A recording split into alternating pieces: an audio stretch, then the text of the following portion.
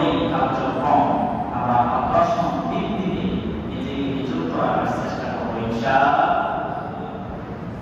আমরা হয়তো আজকে সুন্দরভাবে পরিষ্কার পরিচ্ছন্ন হয়ে অজু করে আল্লাহ মসজিদে নামাজ আদায় করার জন্য আসার সুযোগ পেয়েছি, কিন্তু বহির্বিশ্বে ফিলিস্তিন, রাফা ওই এলাকার মুসলমান নারী, পুরুষ, শিশু, বাচ্চা এরা তাদের জীবনটা আল্লাহর প্রতি ঈমান আনয়ন গ্রহণ করার কারণে, নামাজ আদায় করার ভালো কাজে থাকার কারণে এই ইয়াহুদি ইসরাঈল তাদের উপর অতর্কিত হামলা চালিয়ে তাদের উপর অত্যাচার নির্যাতনের তীব্র চালানো শুরু করে দিয়েছে। যেন আল্লাহ রাব্বুল আলামিন এই ইয়াহুদি জাতির প্রতি লানত দিয়েছেন, তাদেরকে গজব দিয়েছেন, আযাবের মধ্যে সম্মুখীন করেছেন। ইয়াহুদি জাতি আসলে ওদের কিছু নেই।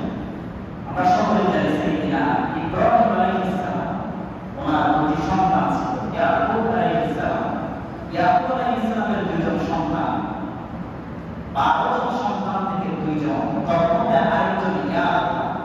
এই ইয়াকুব থেকে কিয়ামত পর্যন্ত যে বংশগুলো আসবে তারা ইয়াহুদি জাতি হিসেবে পরিচয়।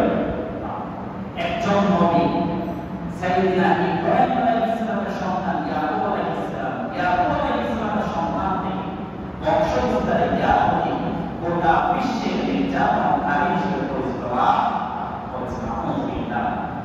এই ঘটনা থেকে আমরা যেটুকু বুঝলাম, তার বাবা নবী হওয়া সত্ত্বেও সন্তান আল্লাহ নাপাক। আমরাও আমাদের সন্তানদের যদি ভালো গাইডলাইন দিতে না পারি, ইসলামিক সংস্কৃতির মধ্যে আমাদের সন্তানদের যদি লালন করতে না পারি, বাবারই সন্তানের কোনো ফায়দা হবে। আবার সন্তানদের বাবার কোনো ফায়দা থাকবে না যদি ইসলাম থেকে নিজেকে পরিষ্কার করে, ইসলাম থেকে যদি ডাইভার্ট হয়ে যায়, ওই মানুষের মূল্য আল্লাহর কাছে কখনো থাকে। এজন্য ইয়াহুদি জাতিকে আল্লাহ ধ্বংস করে দিয়েছে। আল্লাহ রাব্বুল আলামিন ইয়াহুদি জাতিকে ধ্বংস করে দিয়েছিলেন। ইয়াহুদি জাতির প্রতি আল্লাহ তাআলা লানত দিয়েছেন। আল্লাহ তাআলা সূরাতুল বাকারা 61 নম্বর আয়াতে জানিয়ে দিলেন, ওয়া কুলিবানা আলাইহিমুদ দিল্লাতু ওয়াল মাসকানাতু ওয়া বা'ু বিগদাবিন মিনাল্লাহ যালিকা বিআন্নাহুম কানু ইয়াকফুরুনা বিআয়াতিল্লাহি ওয়া ইয়াকতুলুনা আন-নাবিyyিনা বিগাইরিল হক যালিকা বিমা আসাw ওয়া কানু ইয়া'তাদুন। আল্লাহ তাআলা বলেন, এই ইয়াহুদি জাতির প্রতি আমি লানত করলাম, কেননা তারা ঈমান এনেছিল, তারা আল্লাহর প্রতি ঈমান গ্রহণ করেছিল এবং যে সমস্ত নবী এবং রাসূল তাদেরকে হেদায়েত দেওয়ার জন্য আমি প্রেরণ করেছিলাম, তাদের প্রতি তারা ঈমান পোষণ করত না, বরং যারা আল্লাহর প্রতি ঈমান গ্রহণ করত, নবীদের প্রতি তারা ঈমান গ্রহণ করত, যারা সৎ কাজ করত, ভালো কাজ করত, উত্তম আমলে সালেহ কাজ করত, তাদেরকে তারা হত্যা করেছিল। এমনকি যে সমস্ত নবী এবং রাসূল আমি ওই কওমের মধ্যে নাযিল করেছিলাম, প্রেরণ করেছিলাম, এই ইয়াহুদি জাতি আমার প্রেরিত নবী এবং রাসূলদেরকে পর্যন্ত হত্যা করত। এইজন্য ইয়াহুদি জাতিকে আমি লানত দিলাম, তাদেরকে আযাবের মধ্যে সম্মুখীন করালাম, অচিরেই তাদেরকে আমি জাহান্নামে প্রবেশ করিয়ে ছাড়ব। আলহামদুলিল্লাহ। কি কথা বলেছেন দেখেন, এই ইয়াহুদি জাতি এতই বড়, তারা শুধু মুসলমানদেরকে হত্যা করত এমন নয়, নবী রাসূলদেরকে পর্যন্ত তারা হত্যার ইতিহাস হয়ে গেছে। আলহামদুলিল্লাহ। এজন্য ফিলিস্তিন গাজায় যে সমস্ত মুসলমান ভাই এদেরকে নির্যাতন করা হচ্ছে, নির্মমভাবে হত্যা করা হচ্ছে, চাকরি পুড়িয়ে দেওয়া হচ্ছে, তাদের ধ্বংস অনিবার্য আল্লাহর জমিনে আসবে ইনশাআল্লাহ। এজন্য আল্লাহ রাব্বুল আলামিন সূরা বুরুজের মধ্যে জানিয়েছেন, যে সমস্ত মানুষ মুসলমান হয় এদেরকে তারা কষ্ট দেয়, অত্যাচার করে, নির্যাতন করে, তাদেরকে অচিরেই আমি জাহান্নামে প্রবেশ করাবো। আল্লাহ রাব্বুল আলামিন সূরাতুল বুরুজ 10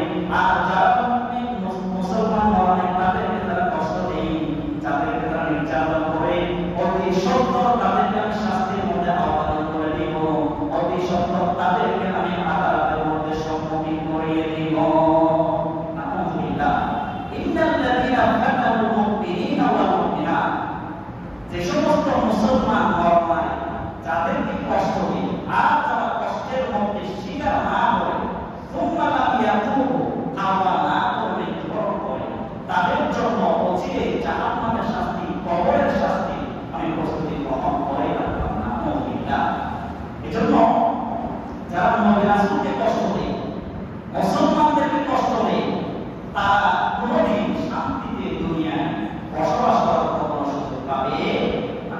এজন্য আল্লাহ নবী যখন মক্কার মধ্যে দাওয়াত দিতেন, ইয়াহুদি খ্রিস্টান তাদেরকে যখন দাওয়াত দিতেন, অধিকাংশ কাফিররা খ্রিস্টানরা আল্লাহর নবীর দাওয়াত স্বীকার করত, বরং বিদ্যা দেবতার দিয়ে সাহি কাহিনী শাড়ি কবি জাদুকর এভাবে বিদ্যা অপবাদী আল্লাহর নবীকে হত্যা করার ষড়যন্ত্র তারা চালিয়েছিল। আল্লাহ রাব্বুল আলামিন সূরাতুল হিজরের 4 নং আয়াতে জানিয়ে দিলেন, তাহুম ইয়াকুলু ওয়া ইয়াতামাত্তাউ ওয়া ইউলহিমুল আমালু ফাসাউফা তা'লামুন। আল্লাহ তাআলা বলেন, আমি নবীকে নবীর দায়িত্ব দিয়ে দুনিয়ার মধ্যে প্রেরণ করেছিলাম। ইয়াহুদি খ্রিস্টান তাদেরকে দাওয়াত দেওয়ার জন্য আমি হুকুম দিয়েছিলাম এবং বিভিন্ন কৌশল অবলম্বন করে আমার আপনার নবী তাদেরকে দাওয়াত দিয়েছিলেন। কিন্তু মক্কার ইয়াহুদি খ্রিস্টান আল্লাহর নবীর দাওয়াতকে স্বীকার করে নিল না, বরং আল্লাহর নবীকে হত্যা করার ষড়যন্ত্র তারা চালিয়েছিল। এই জন্য আল্লাহ তাআলা আল্লাহর নবীকে স্পষ্ট জানিয়ে দিলেন, ও আমার প্রিয় নবী, তুমি এত কৌশল অবলম্বন করে তাদেরকে দাওয়াত দিচ্ছিলে, কিন্তু তারা তোমার দাওয়াতকে স্বীকার করলো না। আমি আল্লাহর নবী তারা ঈমান গ্রহণ করলো না। এই জন্য তোমাকে আমি স্পষ্ট জানিয়ে দিলাম, যে সমস্ত ইয়াহুদি খ্রিস্টান আমার প্রতি এবং তোমার প্রতি ঈমান পোষণ করলো না, তাদেরকে সুযোগ দিয়ে দিন, তাদেরকে সাহায্য দিয়ে দিন। দুনিয়ার মধ্যে ভোগবিলাসিতা পালন করার জন্য, অন্যের হক আদায় করার জন্য, মানুষদেরকে কষ্ট দেওয়ার জন্য, তারা ক্ষমতার অপব্যবহার করার জন্য তাদেরকে সেই সুযোগ আপনি তাদেরকে করিয়ে দিন। আলহামদুলিল্লাহ, এই আয়াতের মধ্যে আল্লাহ তাআলা তিনটি কথা উল্লেখ করলেন, তাহুম ইয়াকুলু ওয়া ইয়াতামাত্তাউ ওয়া ইউলহিমুল আমাল। হে নবী, তাদেরকে ক্ষমতার অপব্যবহার করার জন্য আপনি সুযোগ দিয়ে তারা দুনিয়ার ভোগবিলাস, দুনিয়ার স্বাধীনতা, মানুষদের হক তারা আদায় করার জন্য, হক আত্মসাৎ করার জন্য তারা প্রচেষ্টা চালাবে। ক্ষমতার অপব্যবহার করার জন্য তারা ঈমান ধর্ম মানবে না। সুতরাং তাদেরকে হায়াত দিয়ে, তাদেরকে সুযোগ দিয়ে দিন, অচিরেই তাদের ধ্বংস অনিবার্য হবে। এই যে দেখেন, বাংলাদেশের কথা বলি, গোটা পৃথিবীর কথা বাদে শুধুমাত্র একটি ছোট্ট একটা দেশ দীর্ঘদিন তারা খেয়েছে, মানুষের ধন সম্পদ তারা আত্মসাৎ করেছে, অধিক ক্ষমতা অপব্যবহার করেছে, দীর্ঘ সময় ক্ষমতা তাদের হাতে রাখবে এরকম আকাঙ্ক্ষা তারা করেছিল, মানে করে নাই, করেছে। আল্লাহ আয়াতের সাথে একেবারে সম্পূর্ণ রিলেটেড। সুবহানাল্লাহ। এই জন্য অচিরে তাদের ধ্বংস, 20 বছর হোক, 12 বছর হোক, 17 বছর হোক, তাদের ধ্বংস আসবেই। কিন্তু মুসলমানরা কখনো আল্লাহর ইয়াকিন থেকে, আল্লাহর আকাঙ্ক্ষা থেকে, আল্লাহর প্রচেষ্টা থেকে কোনো পিছপা হয় না। মুসলমানরা ধৈর্য লাভ করতে পারে, তাদের ধ্বংস চোখের সামনে আল্লাহ হাজির করে। সুবহানাল্লাহ। এই জন্য দেখেন, মক্কার যে সমস্ত কাফিররা, ওতবা, শাইবা, আবু লাহাব, আবু জাহল, তাদের ধ্বংস কিন্তু নবীর সামনে হয়েছিল। তাদের মৃত্যু সাধারণভাবে হয়, শান্তিতে তাদের মৃত্যু হয় নাই। তাদের মৃত্যু বেজ্জতির সাথে কষ্ট ভোগ করতে করতে তাদের দুনিয়া থেকে বিদায় করাই আছে। এই জন্য যারাই ক্ষমতা পাওয়ার পরে মানুষকে মানুষ হিসেবে মূল্যায়ন করতে পারে না, মানুষের অধিকার তারা আদায় করতে পারে না, তাদের ধ্বংস আসবে চিন্তা নিশ্চয়তা দিয়েছেন তিনি কে? এই জন্য যারা মুমিন নরনারী মুসলমান তাদেরকে হত্যা করে, চেষ্টা করে, নির্যাতন করে, আমরা মুসলমানরা আল্লাহর পক্ষে থাকি, আল্লাহর প্রতি উদাসীনতা না হবে, আল্লাহর ইয়াকিনের প্রতি বিশ্বাস রাখবো ইনশাআল্লাহ। আল্লাহ রাব্বুল আলামিন আল্লাহর নবীকে দুনিয়ার মধ্যে প্রেরণ করেছেন, আল্লাহর নবীকে সতর্ককারী, মানুষদেরকে হিদায়াত দেওয়ার জন্য আল্লাহর নবীকে দাওয়াত দিলেন। আল্লাহ রাব্বুল আলামিন সূরাতুল আনআমের 48 নং আয়াতে জানিয়ে দিলেন, ওয়া মা নুরসিলুল মুরসালিনা ইল্লা মুবাশশিরিনা ওয়া মুনযিরিন ফামান আমানা ওয়া আসলাহা ফালা খাউফুন আলাইহিম ولا هم يحزنون আল্লাহ তাআলা বলেন আমি নবীকে কয়েকটি দায়িত্ব দিয়ে দুনিয়ার মধ্যে প্রেরণ করেছি সতর্ককারী দাওয়াত দেওয়াকারী হিসেবে নবীকে আমি দুনিয়ার মধ্যে প্রেরণ করেছি আর তারা নবীদের দাওয়াত পাওয়ার পরে প্রথমে তারা আল্লাহর প্রতি এবং রাসূলের প্রতি ঈমান আনয়ন গ্রহণ করবে ওয়া আসমাআ এবং নিজের জীবনটা সংশোধন করে নেবে তাদের জীবনটা তাসকিয়ায়ে নাফস হিসেবে পরিশুদ্ধ করবে তাদের কোনো দুনিয়ার মধ্যে ভয় থাকবে না দুনিয়ার মধ্যে কোনো চিন্তিত হওয়ার কারণ থাকবে না তাদেরকে প্রতি মুহূর্তে আমি শান্তিতে রাখবো সুবহানাল্লাহ ফামান আমানা ওয়া আসলাহা যারা নিজের ঈমান আল্লাহ এবং রাসূলের জন্য ওয়াক্ফ করে দিবে ওয়া আসলাহা নিজের জীবন আত্মশুদ্ধি করে নিবে নিজের মধ্যে কি কি ভুল আছে ভুল থেকে সংশোধন করে তারা আল্লাহর রাস্তায় চলে আসবে কোরআন সুন্নাহ আঁকড়ে ধরবে তাদের দুনিয়ার মধ্যে কোনো ভয় থাকবে না চিন্তিত হওয়ার কোনো কারণ থাকবে না এজন্য আল্লাহ রাব্বুল আলামিন মানুষদেরকে দাওয়াত দিয়েছেন আল্লাহ এবং রাসূলের প্রতি ঈমান আনয়ন গ্রহণ করার জন্য আর যে মানুষ আল্লাহর আয়াত থেকে বিরোধিতা আচরণ করবে আল্লাহর হক থেকে তারা পিছপা হয়ে যাবে আল্লাহর ইয়াকিন থেকে তারা পিছপা হয়ে যাবে কোরআন এবং হাদিস থেকে তারা বিরোধিতা আচরণ করবে তাদেরও ওই নামপ্রাপ্ত মানুষ হিসেবে আল্লাহ তাআলা চিহ্নিত করে রাখবেন না মুজরিমিন তাই এজন্য আল্লাহ রাব্বুল আলামিন যে সমস্ত মানুষরা কোরআন হাদিস থেকে বিরোধিতা আচরণ করে আল্লাহর আয়াত থেকে বিরোধিতা আচরণ করে তাদের জন্য ধ্বংস আল্লাহ বলে দিয়েছেন আল্লাহ রাব্বুল আলামিন কোরআন কারীমের মধ্যে স্পষ্ট জানিয়ে দিলেন ইন্নাল্লাযীনা ইয়াস্তাকবিরুনা আন ইবাদাতি সায়াদখুলুনা জাহান্নামা দাখিরিন আল্লাহ তাআলা বলেন যে সমস্ত মানুষরা অহংকার বশত আল্লাহর আয়াত থেকে বিরোধিতা আচরণ করে কোরআন হাদিসের অনুসরণ করে না আল্লাহর আয়াত থেকে বিরোধিতা আচরণ করে নিজের জীবন চালাবে তাদের জন্য সায়াদখুলুনা জাহান্নামা দাখিরিন তাদেরকে আমি জাহান্নামে প্রবেশ করে জাহান্নামের শাস্তির আওতায় করে দিব নাউযুবিল্লাহ কি কথা বলেছেন দেখেন ইন্নাল্লাযীনা ইয়াস্তাকবিরুনা যারা অহংকার বশত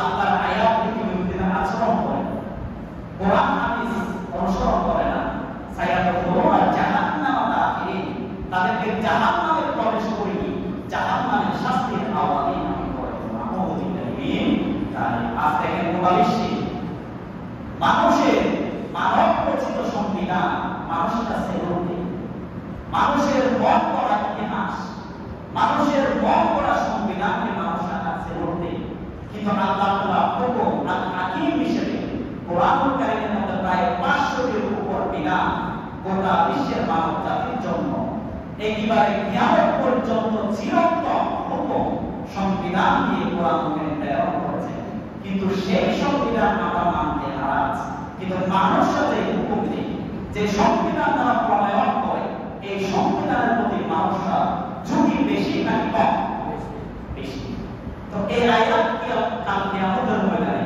আমাদের জন্য জাহান্নামের জন্য এই আয়াতই যথেষ্ট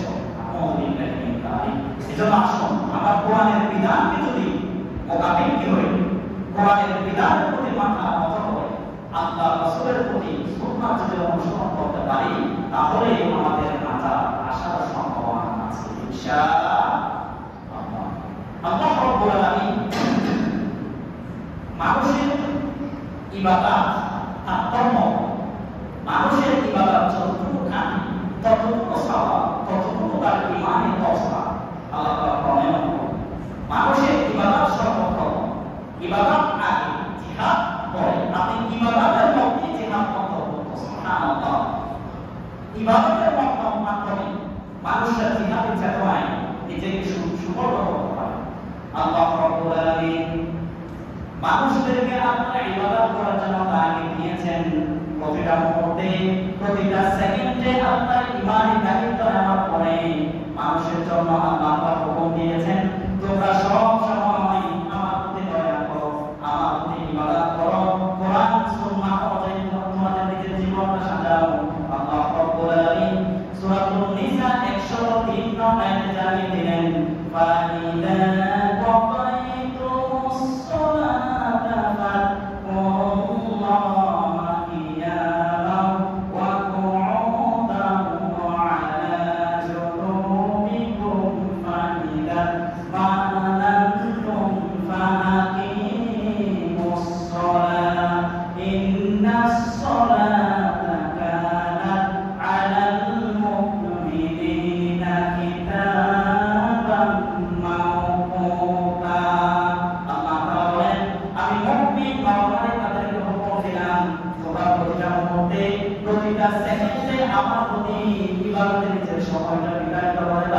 নিজের সময়টা আমার জন্য অতিবাহিত করো, নিয়মিত 5 ওয়াক্ত সালাত আদায় করো, আর নামাজের পরে বসা অবস্থায় আমার প্রতি রুকু করো, বসা অবস্থায় আমার প্রতি সাজদা করো, বসা অবস্থায় আমার জন্য তোমরা ইবাদতে নিজের জীবনটা অতিবাহিত করো, তাসবিহ তাহলিল পাঠ করো, যখন শোয়া অবস্থায় রুকু করো, সাজদা করো এবং মাথায় ইবাদত করবা, যখন ঘুমন্ত অবস্থায় যাওয়ার আগে প্রতিটা মুহূর্তে আমার প্রতি ইবাদত করো।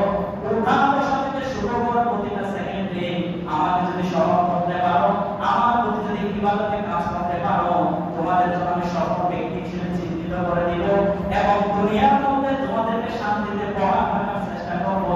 তোর ভিতরে বিপদ আপদ মুসিবত থেকে তোমাদেরকে আমি হেফাজতে সামনে আবৃত করে রাখবো এবং নির্ধারিত সময় যখন চলে আসে, ওই নির্ধারিত সময় তোমার নামাজে দণ্ডায়মান হয়ে যাও। সুবহানাল্লাহ। আল্লাহ বলতেছেন বসা অবস্থায় রুকু করো, সাজদা করো, তাসবিহ তাহলিল পাঠ করো।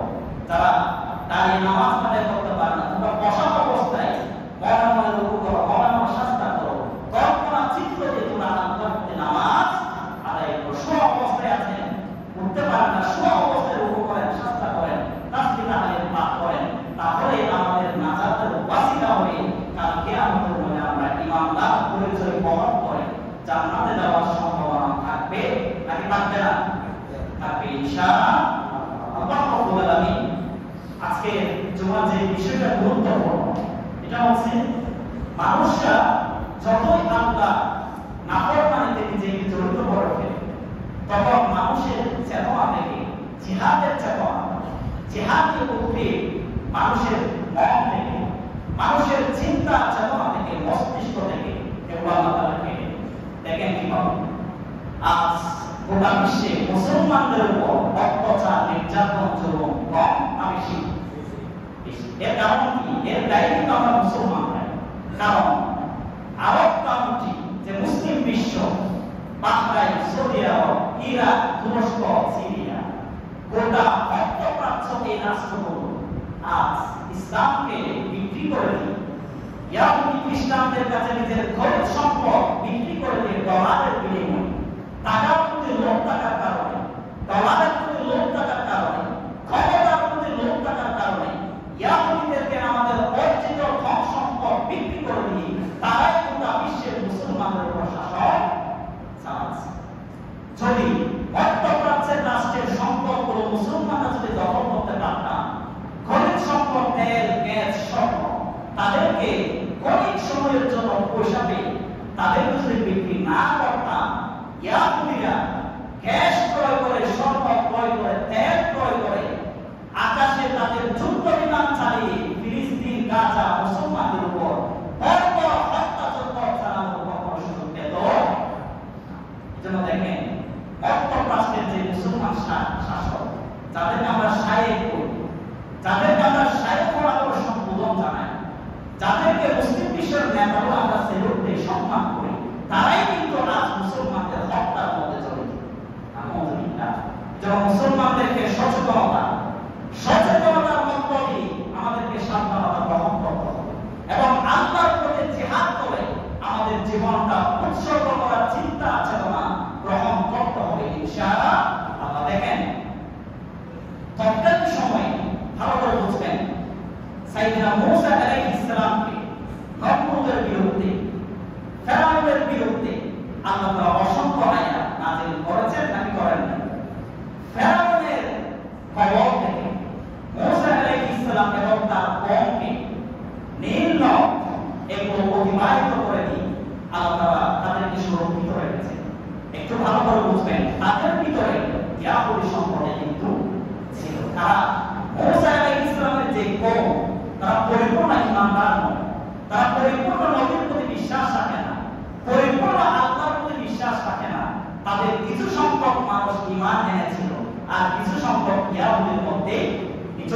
কিন্তু আল্লাহ তাআলা তাদেরকে অনেক নিয়ামত দিয়েছেন।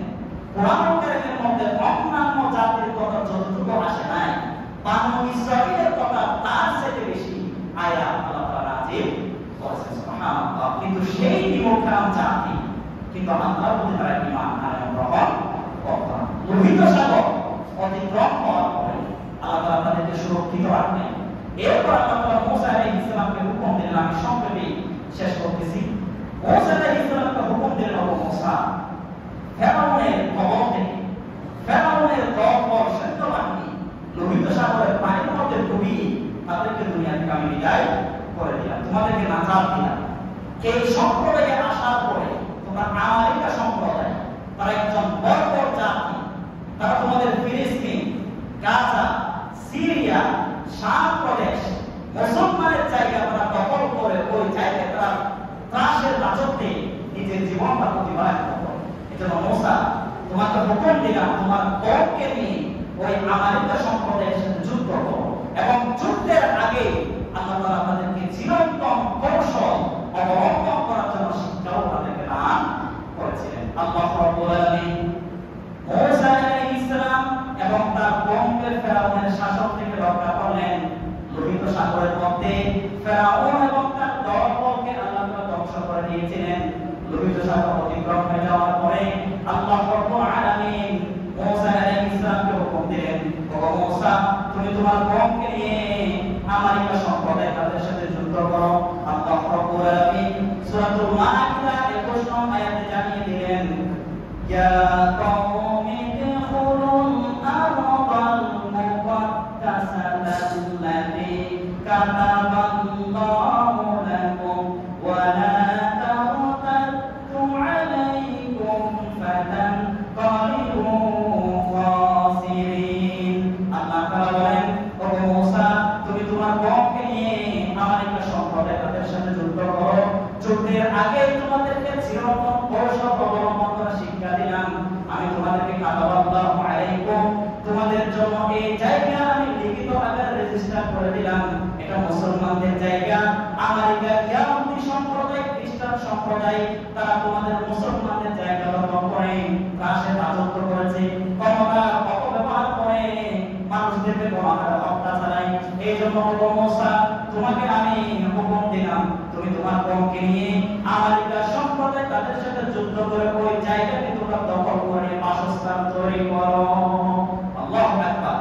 আল্লাহ তাআলা বলতেছেন, ও মূসা, এই যে আমালিকা সম্প্রদায় তাদের সাথে তোমরা যুদ্ধ করো, যেহেতু তোমরা ওই দেশ থেকে এই রাজ্যে চলে আসলা, লোহিত সাগর অতিক্রম হয়ে গেল, এখানে তোমার থাকার কোনো জায়গা নাই, খাওয়ার কোনো জায়গা নাই।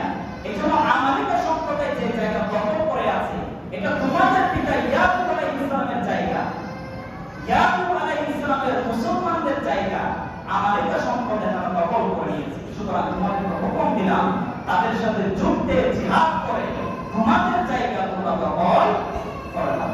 এবার আসেন, ভালো করে বুঝেন, মূসা আলাইহিস সালামকে আল্লাহ তাআলা হুকুম দিয়েছেন আমালিকা সম্প্রদায় তাদের সাথে যুদ্ধ করার জন্য। কাতাবাল্লাহু আলাইকুম, এবং আল্লাহ তাআলা বলেও দিয়েছেন তোমরা যদি যুদ্ধ করো বিজয় তোমরা নিশ্চিত। বিজয় তোমরা কি নিশ্চিত।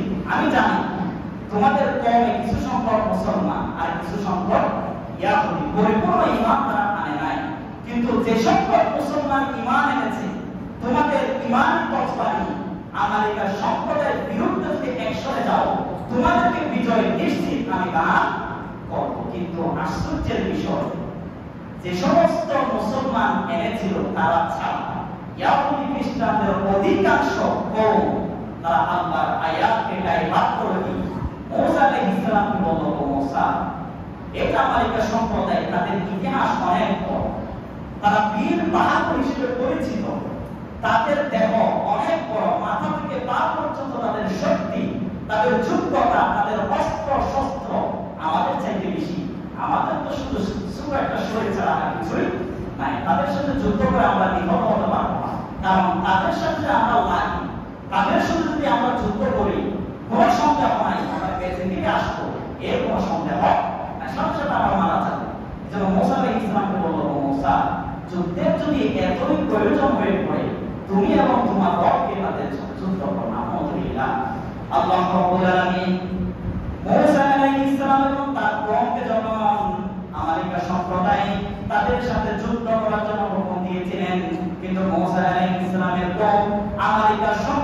তাদের সাথে যুদ্ধ করার জন্য রাজি হলো না, বরং আল্লাহর প্রতি তারা মিথ্যা অপবাদ শুরু করলো এবং নবীর প্রতি তারা মিথ্যা অপবাদ দেওয়া শুরু করলো।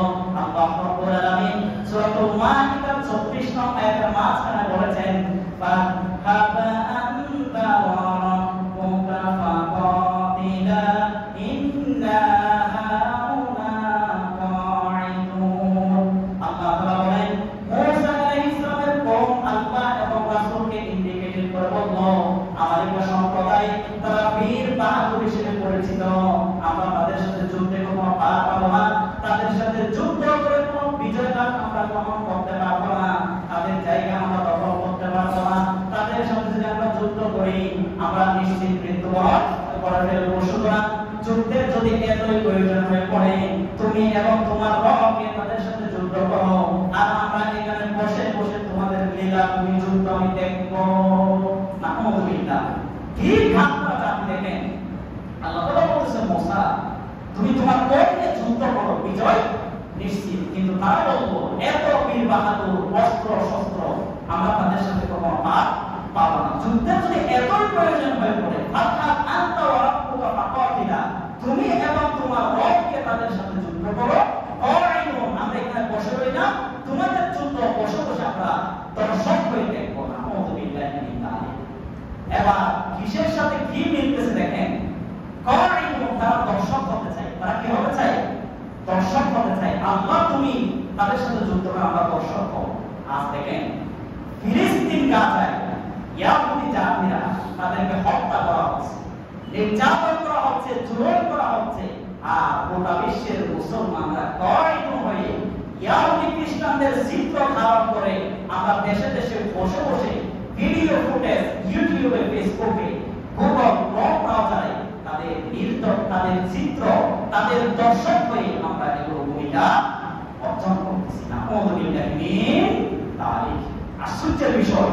এজন্য আজ গোটা বিশ্বের মুসলমানরা যদি ঐক্য প্ল্যাটফর্মে এসে, মধ্যপ্রাচ্যের রাষ্ট্রের শাসকরা একই প্ল্যাটফর্মে এসে ইয়াহুদীদের বিরুদ্ধে যদি একমাত্র স্লোগান দেয়, ইমানি তসবা পরিচয় যদি আমরা দিতে পারি, আল্লাহর বিজয়, আল্লাহর দয়া, আল্লাহর সাহায্য আসবে ইনশাআল্লাহ।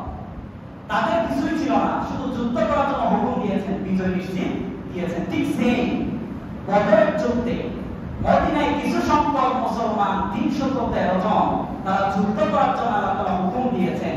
কাফির খ্রিস্টান তাদের সাথে, তাদের কোনো অস্ত্র শস্ত্র ছিল না, ওট ছিল না, ঘোড়া ছিল না, তলোয়ার ছিল না, তাদের ভূমিকাও ছিল না, কিন্তু আল্লাহ সাহায্য করেছেন নাকি করেন না? এই জন্য গোটা বিশ্বের মুসলমানরা আমরা আমাদের অস্ত্র নাই, শস্ত্র নাই, ক্ষমতা নাই, কিচ্ছু নাই, কিন্তু ইমানের চেতনা নিয়ে যদি রুখে দাঁড়াতে পারি, ইয়াহুদীরা নিশ্চিত হয়ে দুনিয়া থেকে বিদায় গ্রহণ করবে ইনশাআল্লাহ। তারা হচ্ছে চাচাও। মুসলমানরা তাদেরকে আশ্রয় দিয়েছিল, আশ্রয় দেওয়ার পরে যাদেরকে আশ্রয় টাকা তাদেরকে তারা তাদের দখলদারিত্ব হয়ে তাদেরকে তারা হারাতে চায়। এজন্য দখলদারদের কোন স্থান গোটা পৃথিবীতে আল্লাহ তাআলা রাখবেন না ইনশাআল্লাহ। আল্লাহ তাআলা আমাদেরকে বোঝার তৌফিক দিন এবং গোটা বিশ্বের মুসলমানরা একই প্ল্যাটফর্মে এসে ইয়াহুদীদের বিরুদ্ধে আমরা যেন ব্যবস্থা গ্রহণ করতে পারি এবং গোটা বিশ্বের 57টি রাষ্ট্রের মুসলিম শাসক যেন এক হয়ে ইয়াহুদী তাদের বিরুদ্ধে কাজ করতে পারে, আমরা সেই দোয়া প্রতিনিয়ত করব ইনশাআল্লাহ। আল্লাহ তাআলা আমাদেরকে হেদায়েত দিন, শক্তি দান করুন, মুসলমানদেরকে বিজয় দান করুন। মুসলমান ফিলিস্তিন গাজা যে সমস্ত মানুষরা মারা গিয়েছে তাদেরকে শহীদ মর্যাদা হিসেবে দান করুন, কবুল করুন। সবাই বলি আমিন। আসসালামু আলাইকুম ওয়া রাহমাতুল্লাহি ওয়া বারাকাতুহু।